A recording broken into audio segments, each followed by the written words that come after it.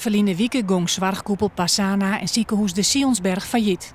Alleen nog de laboratoria, de polyklinieken en de radiologie werken nog. 2 curatoren bindwanden maar de afwikkeling van het faillissement. Maar zij wonen daar het nog niet toe kwijt. BMW van Dongerediel gaat nu een plan maken voor de opbouw van een onpast ziekenhuis in plattelands krimpgebieden als Noord-Eerst-Friesland. Dat wordt een ziekenhuis van de combinatie van uit de huisartsen met specialisten. Een combinatie en wij hopen dat er een stukje spoedzorg daarin die werken. In vorm van een doktershospitaal waar een goede gearwerking is tussen huisartsen en specialisten. En wij vinden dat het belangrijk is voor de focus op ouderijnszorg. In de regio Noord-Eerst-Friesland wen je een protte ouderen.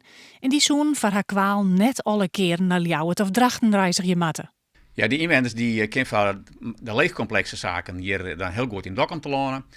Altijd wat moeilijker gevallen wordt bijvoorbeeld hartproblematiek, maar sowieso naar Ljouwert. Dus er is wel onderscheid hoe je net alles te hebben, maar dingen die makkelijk dingen worden kennen hier, goed bereikbaar en beschikbaar, dat is dus de doel. De brief is niet skrek naar Den Haag stuurd. En de vraag aan de Tweede Kamerleden is om de saneemde beschikbaarheidstaslag, die de Sionsberg eerst kregen, nou te stekken in de opbouw van een nieuw onpas ziekenhuis.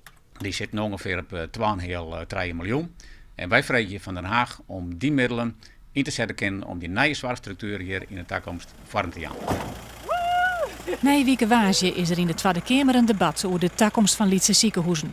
Wethouder Boersma zil erheen met 2 bussen vol uit Noord-Eerst-Friesland.